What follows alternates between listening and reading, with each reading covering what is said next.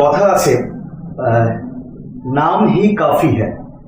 বাংলায় যেটাকে বলি আমরা যে নামটাই যথেষ্ট। তো পম্পি পল এরকম একটা নাম যারা আমরা জলপাইগুড়ি জেলায় যে বিভিন্ন সাংস্কৃতিক অনুষ্ঠান সহ বিভিন্ন জায়গায় যে অনুষ্ঠানগুলি হয়, শুধু তোমার নামটা বললেই যথেষ্ট যে পম্পি পলকে। এটা বুঝতে পারছি যে নাম থেকে নামেতে পৌঁছতে তোমার কতটা স্ট্রাগল করতে হয়েছে। সবার প্রথমেই আজকে তোমার বাড়িতে এলাম, তুমি করেই বলছি, তুমি আমার থেকে ছোট বয়সে, মান্যে বড়, সব মানে বড়, কিন্তু বয়সে ছোট, তাই তুমি করেই বলছি, নাহলে গল্পটা জমবে না। কোনো সাক্ষাৎকারের জন্য নয়, জাস্ট গল্প করতেই আসা। তো এই নাম থেকে নামেতে পৌঁছতে যে স্ট্রাগলটা তুমি করেছো, তার জন্য তোমাকে আমরা কর্নিশ একটা এক্সাম্পল সেট করেছো। একটা সময় নিজে নাচ শিখেছো, হয়তো এখনো শিখছো, আর তারপরে তুমি অন্যদের নাচ শেখাচ্ছ, নাচের স্কুল করে সেটাকে একটা বিরাট জায়গায় নিয়ে গেছো। প্রথমেই জিজ্ঞাস্য, আয়নার সামনে দাঁড়িয়ে আজ 2025-এর মে মাস নিজেকে দেখতে কেমন লাগে? অ্যাকচুয়ালি সত্যি কথা বলতে, তুমি যেই কথাগুলো বলছো সেটা তোমার পার্সপেক্টিভ। মানে তোমার কাছে মনে হচ্ছে যে আমি অনেক কিছু করেছি, এই পেয়েছি, আমি শেখাচ্ছি, আমি শিখেছি। না, আমি আয়নার সামনে দাঁড়িয়ে আমি একজন সিম্পল মানুষ, সেটাই আমি দেখতে পছন্দ করি। আর প্রথম যেটা বলে স্ট্রাগল, আমি পুরো জার্নিটাকে জার্নি হিসেবেই মানি, একদমই স্ট্রাগল বলে মানি না। কারণ স্ট্রাগল আমরা তখন করি যখন আমরা কোনো জিনিস পেতে চাইছি, পাচ্ছি না, বা চাই না ওই কষ্টটা সহ্য করতে।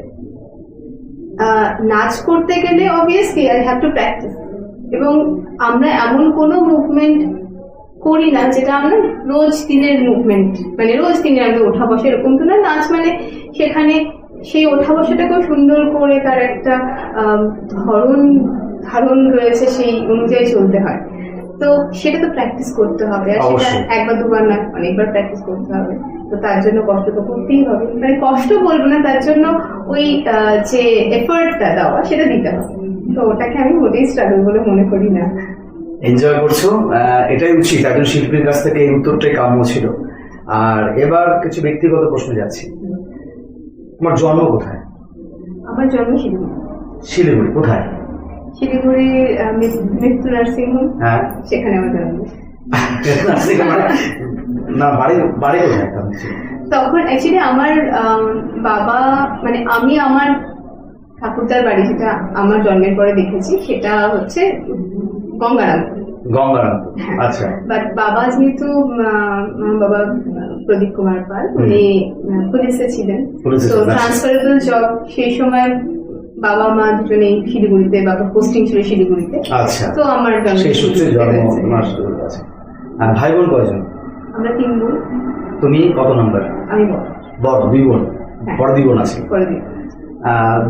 এটা তোমার বাবার বাড়ি? এটা আমার বাবার বাড়ি। এবার তারপরে তুমি জলপাইগুড়ি তোমরা শিফট করলে কবে? আমরা জলপাইগুড়ি এসেছি, বাবা এসেছে 87-এ। আমরা মানে বাবা, যেটা হয় যে ফ্যামিলি নিয়ে বাবা এখানে আমরা এসে থাকা শুরু করলাম 89। আর তোমার প্রথম স্কুলিং কোথায়?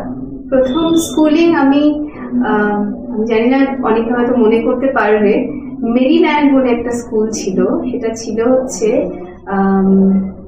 Commerce college. কমার্স কলেজের পাশে একটা ছোট্ট একটা উল্টো দিকে একটা গলি আছে, সেই গলির মুখেই একটা স্কুল ছিল মেরিল্যান্ড বলে। সেখানে আমি পড়া শুরু করেছি মানে কেজি 2 থেকে।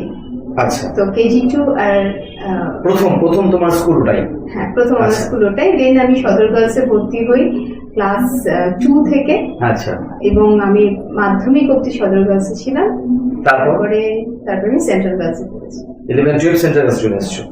আচ্ছা, তারপরে 12-এর পর রবীন্দ্রনাথ ইউনিভার্সিটি। রবীন্দ্রনাথ চলে গেল। হ্যাঁ, ওখান থেকে গ্র্যাজুয়েশন করলে হচ্ছে কিসের উপরে? ডান্সের কোনো থিম থাকে নাকি নর্মাল ডান্স একটা সাবজেক্ট? ডান্স একটা সাবজেক্ট, বাট আমাদের একটা স্পেশাল পেপার নিতে হয়, মানে আমার যেমন আমার ওডিসি স্পেশাল পেপার ছিল। আচ্ছা, তো ODC special paper ছিল। তখনকার যে সিস্টেম ছিল, এখনো আছে স্পেশাল পেপার, মানে ওটাই আমার মেইন পেপার, তাই তো? আচ্ছা। তো ওডিসিটা হচ্ছে আমার মেইন পেপার, সেটাতেই মার্কস, মানে সেটার মার্কস অ্যালটমেন্টটা বেশি থাকে। তার বাদে আমাদের যেহেতু ডান্স, তো ইটস নট অনলি কি আমি শুধু ওডিসি করছি, ওডিসি থিওরি প্র্যাকটিক্যালের সঙ্গে সঙ্গে রবীন্দ্র নৃত্য আছে আমাদের, আর ব্যাচেলার ডিগ্রিতে তো আচ্ছা, আচ্ছা, আমরা বাংলা, পুরোটাই হ্যাঁ করছি। একদম নর্মাল, যেমন আমরা যদি এখানে সায়েন্স নিয়ে বা আর্টস নিয়ে পড়ি, যেমন বাংলা ইংরেজি পড়তে হয়, পাঁচ পেপারও থাকে কিছু। হ্যাঁ বাংলা Compulsory ইংরেজি, paper, yes. রবীন্দ্র ভারতীতে যেহেতু ছিল, তো রবীন্দ্র ভারতীতে তেগো স্টাডিজ বলে আরেকটা বাংলার পেপার ছিল, সেটা আচ্ছা। শুধু রবীন্দ্রনাথ রবীন্দ্র লেখা এবং তার গদ্য সব কিছুর উপরে ছিল। তো সেটা ছিল, তখন এনভায়রনমেন্টাল স্টাডিজ ছিল। তো এগুলো আমাদের নর্মাল যেগুলো পেপার সবার থাকে তেমন ছিল। সঙ্গে আমাদের যেহেতু ডান্স, তো ডান্সের থিওরি, মানে হিস্ট্রি অফ ইন্ডিয়ান ডান্স, দেন ডান্সের সাথে নাট্যশাস্ত্র, দেন এগুলো পড়তে বেশি। হ্যাঁ রবীন্দ্র নৃত্যের theory, folk dance of India, যতগুলো মানে ওখানে একটা কারিকুলাম থাকে, সেই অনুযায়ী ফোক ডান্সেস অফ ইন্ডিয়া তার থিওরি,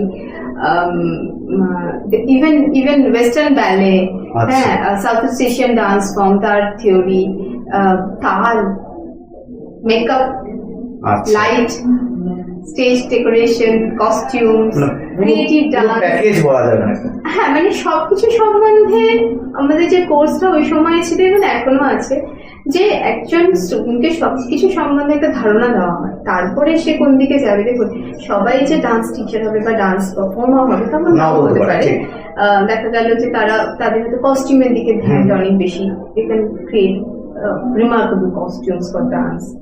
কারণ মেকআপের দিকে খুব আজকাল অনেকে দেখছি ডান্সের পাশাপাশি, পারফর্ম করার পাশাপাশি তারা মেকআপ আর্টিস্টও হচ্ছে। তো মেকআপ আর্টিস্টের হওয়ার একটা জায়গা রয়েছে। এবার তাকে যদি বেসিক থিওরিটা দিয়ে দেওয়া হয় যে এইভাবে করে একটা ক্যারেক্টারকে কিভাবে করে বুড়ো করা যায়, একটা ক্যারেক্টারকে কিভাবে করে ইয়াং করা যায়, বা ক্যারেক্টার অনুযায়ী মেকআপটা কেমন হতে পারে, যার স্কিন কালার ফেয়ার, বাট সে একটা এমন ক্যারেক্টার করছে যার স্কিন কালার একটু কালচে বলে ভালো হয়, তো তার স্কিন কালারটা কিভাবে চেঞ্জ করা যাবে, সে বেসিক আইডিয়াটা সে যখন শিখে যাবে তখন সে তার উপর আরো ডেভেলপ করতে পারবে। এখন makeup is like something really nice, দারুণ দারুণ জায়গা আছে যে কোনো জিনিস করে দেওয়া যাচ্ছে এরকম একটা